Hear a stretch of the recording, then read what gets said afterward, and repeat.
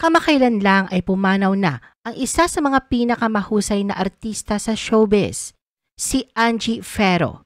Sa mahabang panahong itinakbo ng kanyang karera, ay ginampanan niya ang maraming hindi malilimutang karakter sa entablado, telebisyon at pelikula. Ating lubos na kilalanin si Angie at ang kanyang mga ambag sa showbiz industry.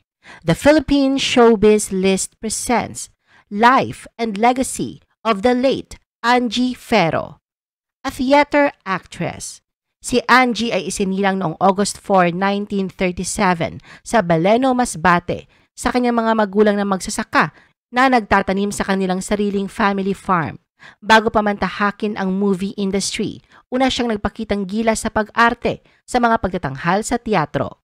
Ang kanyang pakikilahok sa teatro ay nagsimula sa Philippine Educational Theater Association ni Cecil Guidotti Alvarez noong 1969 kung saan isa siya sa pioneer resident actors. Bilang theater actress, ilan sa mga kilalang produksyon niya ay ang Trojan Women bilang si Hikoba sa ilalim ng direksyon ni Tony Mabesa sa Metropolitan Theater. Ilang taon ang nakalipas, isinalang niya muli ang parehong papel sa pamamahala ng isang bisitang direktor mula sa Greece, si Nikos Shafkalis para sa Balintataw Film and Theater. Ilan pa sa mga tanyag na papel ni Angie ay ang pagganap niya bilang ina sa Blood Wedding ni Federico Garcia Lorca at bilang inang bayan naman sa Kahapon Ngayon at Bukas ni Aurelio Tolentino.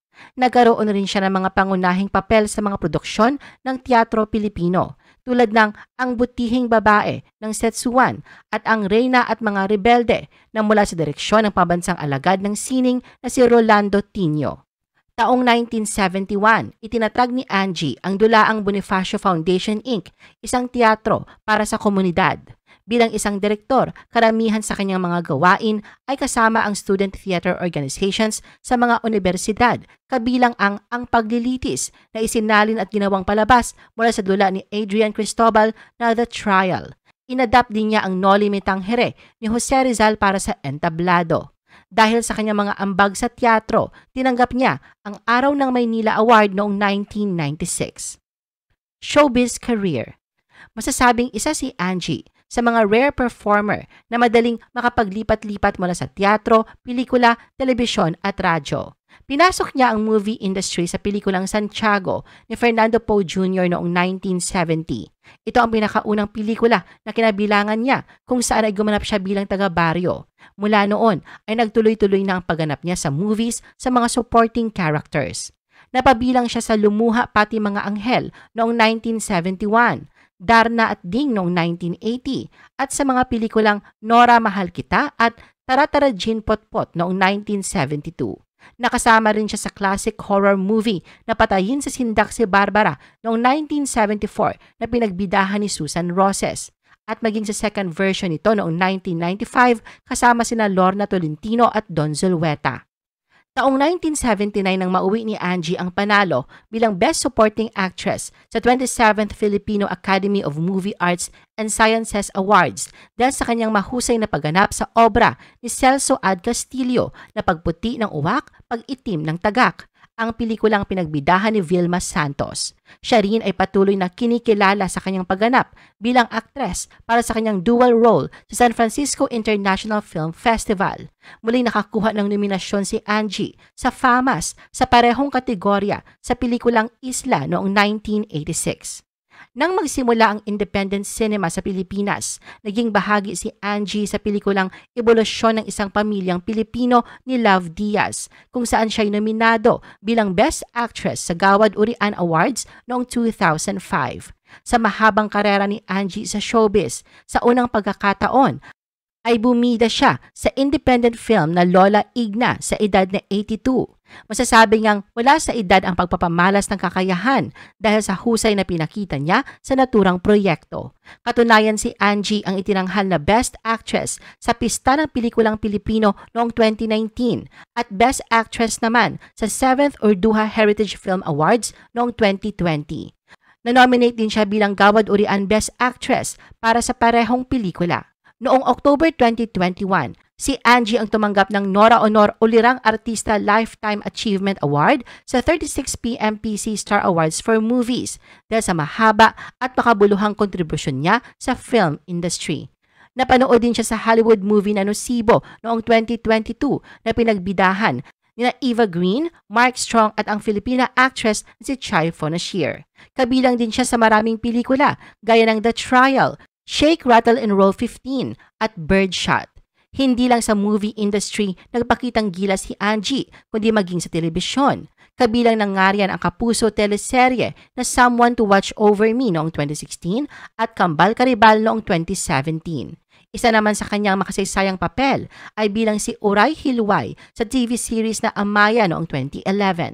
Ang kanyang pagganap bilang punong babaylan sa epikong serye ay nagdulot ng malalim na pagpapahalaga mula sa mga manonood kung saan ay pinakita ni Angie ang kanyang kakaibang kakayahan bilang isang aktres.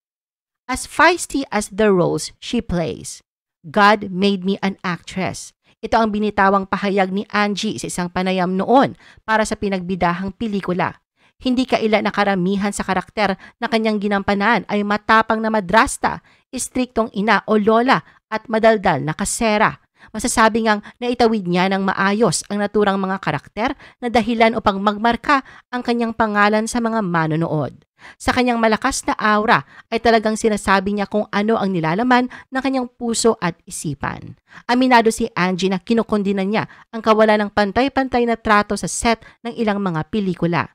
Nariyan ang galit niya kapag napansin niyang mas magandang pagkain ang kinakain ng mga sikat na artista kaysa sa production crew. Hindi anya ganoon ang nangyayari sa kanyang pinanggalingan sa teatro.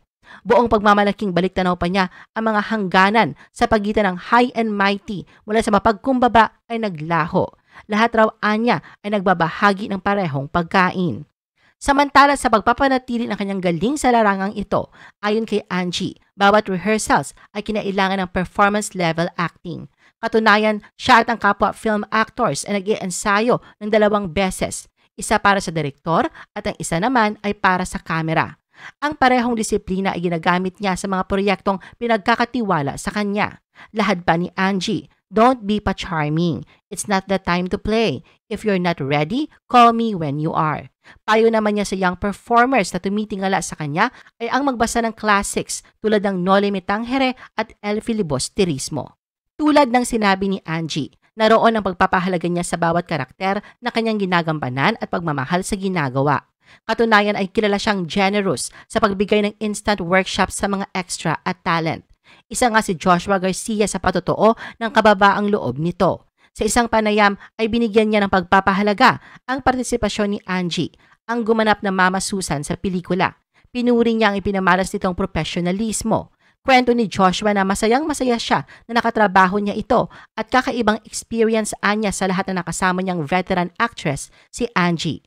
Anya, hindi siya pinabayaan nito sa mga eksena at kahit na ang haba din daw ng mga lines nito na 2 pahina ay hindi sila nahirapan dahil sa kaya pa rin daw ni Angie na magmemorya. Death. Sa ilang dekadang tinakbo ng karera ni Angie, masasabi ngang naroon ang malalim na pagmamahal niya sa kanyang propesyon na hindi alintana ang edad. Hanggat kaya pa ng katawan, ay nariyan siya upang patuloy pa na ipamalas ang kanyang kakayahan sa pag-arte, hindi lang para sa kanyang kapanahunan kundi maging sa bagong henerasyon. Ngunit noong May 2022, sa pamamagitan ng social media post, nanawagan ang mga nagmamalasakit na kaibigan ni Angie para tulungan ito dahil nakaratay siya sa ICU ng isang ospital sa Bulacan at kritikal ang kondisyon matapos madapa. Nakasaad din sa post na walang immediate family si Angie at umaasa lamang sa tulong ng mga malayong kamag-anak. Bukod sa pagkakadapa, 2 beses na na-stroke si Angie kaya bukod sa financial help, humihingi rin ang mga kaibigan niya ng panalangin para sa kanyang pagaling.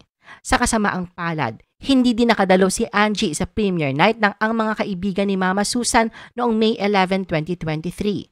Ayon sa ulat, hindi na maayos ang kalagayan ng batikang aktres at nahirapan na rin daw itong kumilos buhat ng maratay sa ospital. At kamakailan lang, isang malungkot na balita ang sumalubong sa showbiz industry.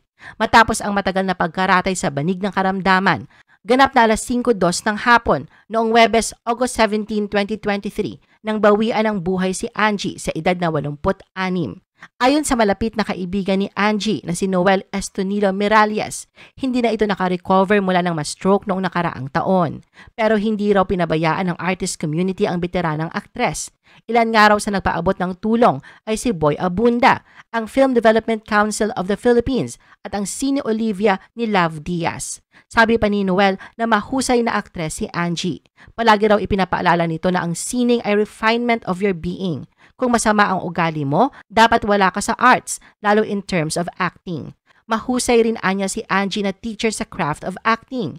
Sinasabi nga raw palagi ni Angie na never judge a character but understand the character.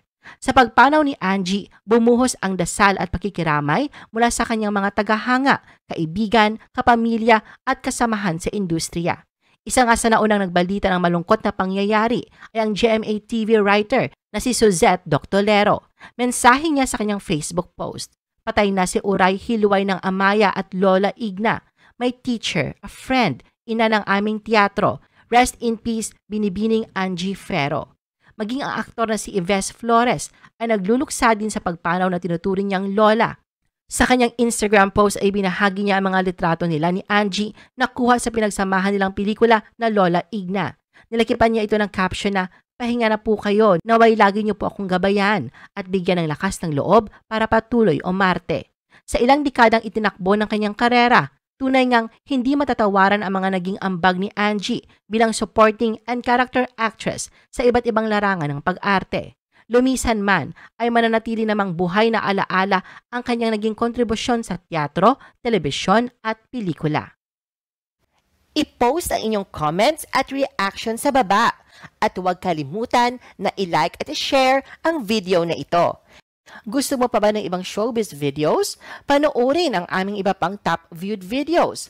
Para sa aming mga YouTube viewers, pumunta lang sa description ng video na ito o i-click ang link sa itaas ng screen. Para naman sa mga Facebook viewers, ay maaari ninyong hanapin ang mga link sa comment section ng video. I-follow nyo din kami sa Facebook at mag-subscribe sa aming YouTube channel. Thanks for watching!